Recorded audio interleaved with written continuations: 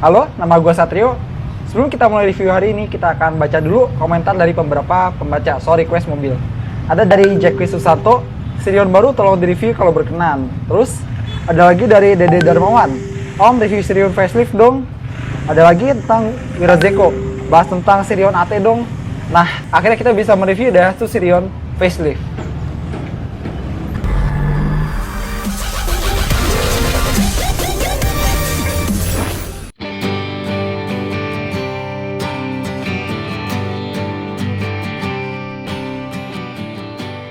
Akhirnya, setelah berulang kali kita nge-review SUV, crossover.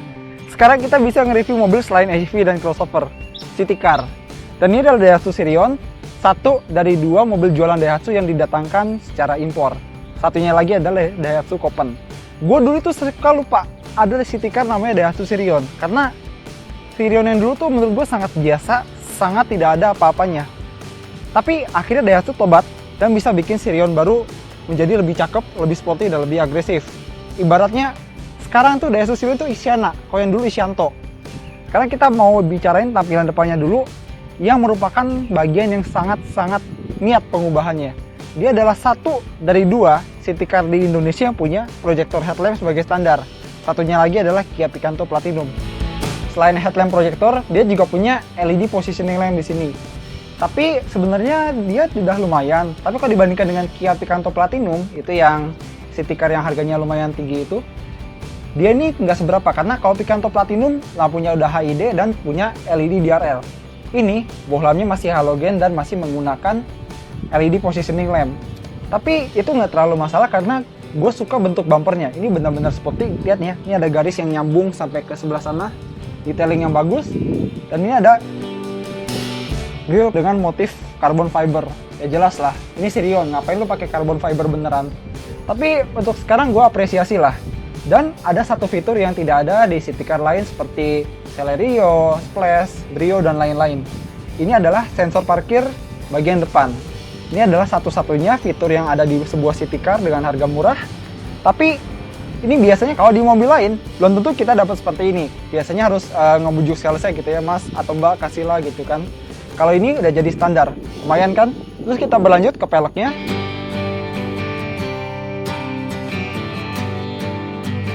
Seperti city car pada umumnya, dia punya pelek berukuran 14 inci. Jadi kalau misalnya kalian mencari city car dengan pelek 15 inci, ada di Mirage Exit. Dia punya motifnya yang cukup bagus, kayak kipas angin gitu, tapi ini kelihatannya belum two-tone yang terlalu kontras ya, tapi nggak terlalu masalah deh, karena itu soal selera aja. Bannya dia pakai ban Goodyear dengan ukuran 175/65 ring 14. Dan kalau dari samping kita melihat, dia tidak ada perbedaan signifikan dengan Sirion yang sebelumnya.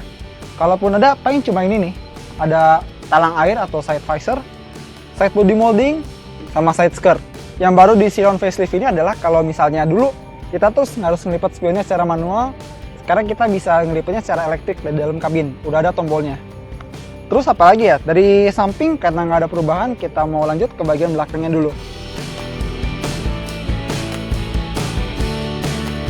Untuk bagian belakang Sirion, gue lumayan suka dengan penampilannya, cukup berisi, lebih baik daripada Toyota Etios Falco yang jelek itu. Dan di sini ada lampu belakang dengan mika bening. Ini nih bikin gue inget sama Toyota Altezza atau enggak Toyota Fortuner yang sebelumnya. Tapi jangan takut, lu nggak akan dicap alay-alay yang pakai motor Satria Sonic MX yang lampu remnya nyalanya terang itu dan tanpa mika merah. Dia punya lampu LED itu warnanya merah, jadi lu nggak akan dicap alay. Berikutnya dia punya ini, aksen bumper belakang dia mirip punya Honda Jazz. Terus ada diffuser sport tipu-tipu dan ada muffler cutter. Dia jadi standar. Jarang-jarang ya kita dapat mobil yang aksesorisnya selengkap ini sebagai standar. Oh iya, mobil ini juga punya kembaran. Dari Toyota ada namanya Toyota Passo. Dan dari Pero 2 yang di Malaysia itu namanya Pero 2 Myvi. Dan itu adalah salah satu mobil yang paling laris penjualannya di Malaysia. Tapi gara-gara larisnya itu, mobil ini ada aja ceritanya. Seperti pada meme yang akan gue tampilkan berikut ini.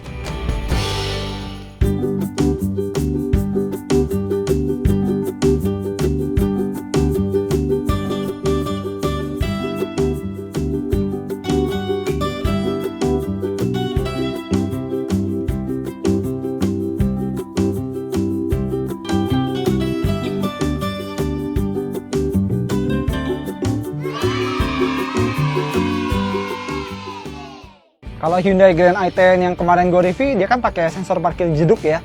Jadi kalau misalnya ada bunyi jeduk, itu artinya parkir kalian udah cukup dan bumper kalian akan somplak.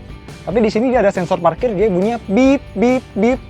Lumayan buat menghindari bumper somplak seperti di city car lain yang nggak ada sensor parkirnya. Tapi kalau misalnya kalian punya Sirion, kalian harus memaklumi kapasitas bagasinya yang kalau berdasarkan ukuran city car tergolong ala kadarnya, karena dia punya bagasi itu yang nggak begitu luas. Misalnya kalau bandingkan dengan Nissan March atau enggak Hyundai Grand i10 atau Mitsubishi Mirage, ini termasuk salah satu yang kecil, tapi dia udah punya cargo net.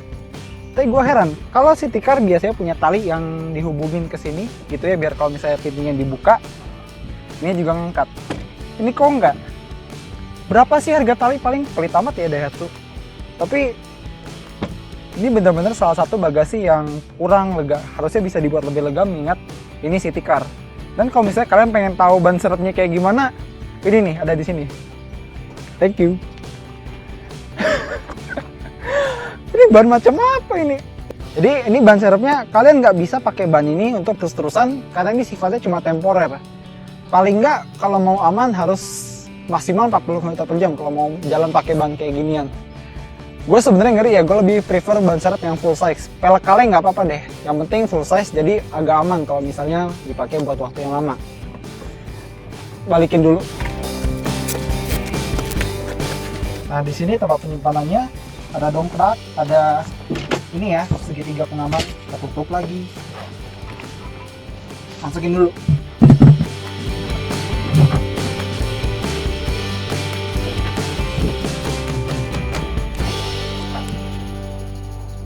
Ya jadi itulah, kalau kalian beli Sirion, jangan bangga sama bagasinya, tergolong sempit.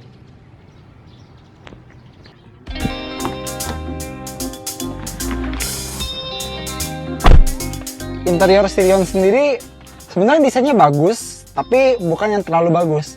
At least kalau misalnya desainnya seperti ini tidak akan terasa seperti mobil LCGC yang lebih murahan.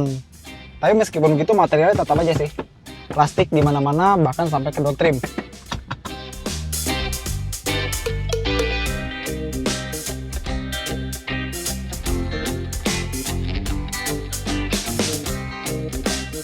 Tapi untuk di door trim kita dapat motif carbon printing baru yang tidak ada di Sirion sebelumnya.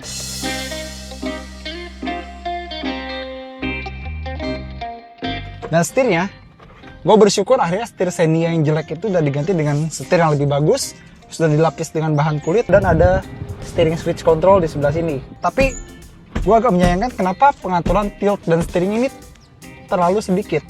Gue harap nanti untuk model berikutnya pengaturannya bisa lebih luas lagi ya. Untuk joknya standar untuk pengemudi sudah ada sliding, sudah ada reclining juga, dan ada pengatur ketinggian. Meskipun sebenarnya gue kurang suka ya posisi mengemudinya, terlalu tinggi buat gue. Tapi mungkin kalau misalnya lu punya tinggi badan yang lebih pendek daripada gue, nggak ada masalah. Terus untuk di sini, kalau di Sirion yang lama itu center konsolnya agak lempeng, ini agak melengkung sedikit gitu ya. Dan sekarang udah punya Ascent Silver, head unitnya baru, modelnya integrated seperti ini, dan pemolasinya model puter-puteran. Saya bukan puter-puteran kompor gas seperti Toyota Rush kemarin ya, ini agak mendingan. Terus kita bahas tentang spion elektriknya. Seperti yang tadi gue bilang, dia sudah punya spion, pengaturannya sudah elektrik, pelipatannya pun juga sudah elektrik. Ini lumayan. Dan ini di speedometernya kita punya multi information display. Ada dua tombol ya, sebelah kiri itu bisa buat cari tahu posisi BBM, ada sisa jarak tempuh juga. Terus yang buat kanan ada untuk memilih antara odometer, terus trip meter A dan trip meter B. Kita pencet-pencet, nah seperti itu. Tapi untuk selera gue ini, selera speedometernya desainnya kurang gimana ya, kurang elegan. Tapi nggak terlalu masalah deh, karena itu masalah selera. Terus kita lanjut, kalau misalnya Sirion yang Matic, itu transmisinya kan dia ada di sini. Kalau yang manual, ini jadi tempat penyimpanan dan transmisinya pindah ke sini. Transmisinya juga sudah bagus, lumayan. Dan hal yang paling bisa dibanggakan sama pemilik Sirion nanti adalah kepraktisannya. Mobil ini adalah salah satu city car yang paling praktis yang pernah gue tahu.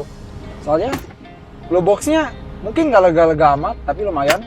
Terus dia punya sangat banyak tempat penyimpanan. Contohnya di sini Ada cup holder satu, tapi ya ampun kualitasnya.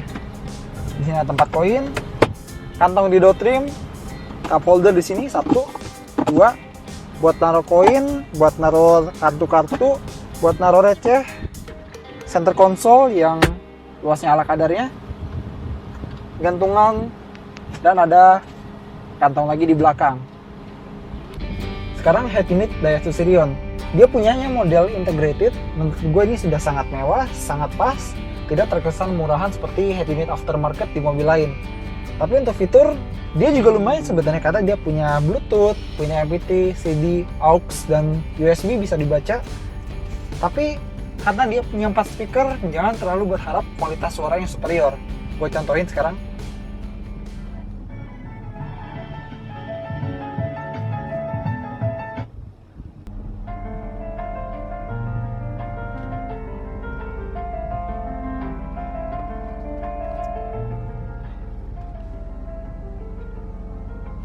Ya, jadi begitulah.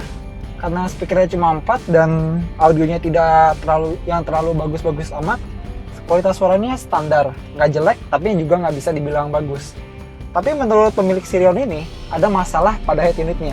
Karena tiap kali dia matiin mobil, terus dia nyalain lagi, head unitnya tuh settingannya ke reset ke mode normal. Padahal dia udah nyeting ke mode yang menurut dia paling enak.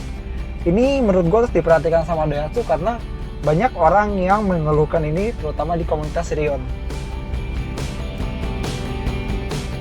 Tapi sebenarnya kalau misalnya buat ngatur-ngaturnya nggak harus dari sini, bisa dari setir karena sudah ada steering switch control. Tapi untuk kedepannya, gue berharap Daihatsu bisa memberikan improvement berupa touchscreen gitu ya, karena yang sekarang apa-apa touchscreen ya, HP touchscreen, laptop touchscreen. Kalau bisa head unit touchscreen lebih bagus, kasih navigasi segala macam, mungkin akan jadi Citycar dengan head unit yang komplit. So itu aja mungkin dari Sirion yang bisa gue ceritakan di kabin depannya.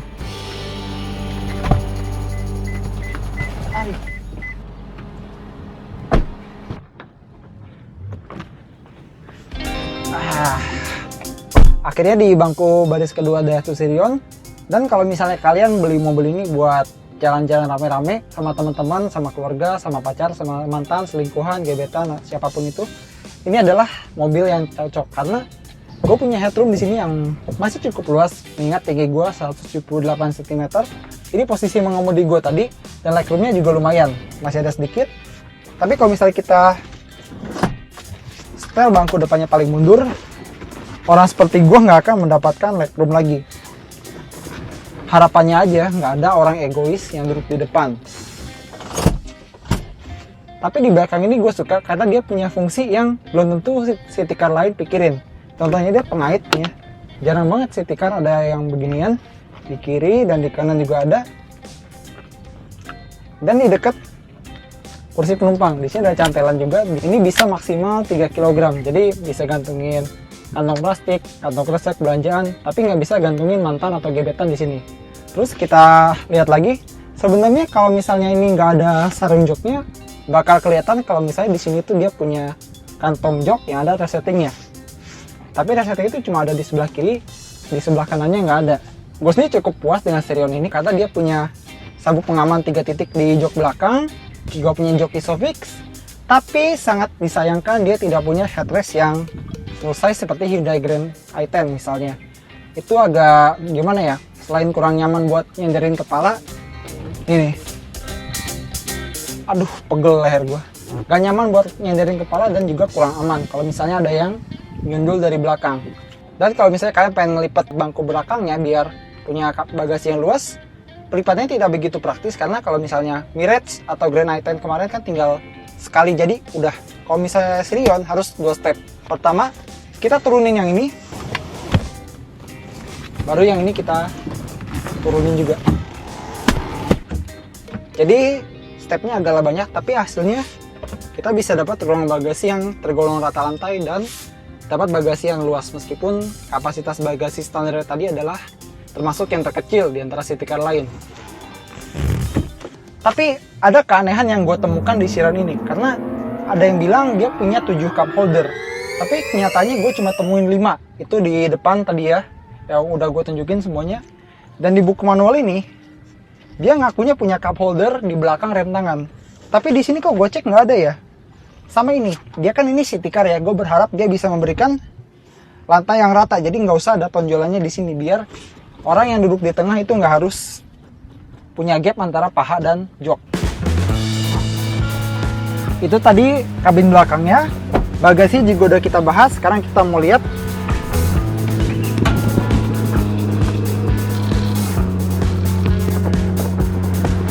lipatnya tidak sepak. Sorry. Dan kalau misalnya kalian pengelip, sekarang sprintnya sudah bisa auto retop. Wah. Asyam. Gripnya di mana?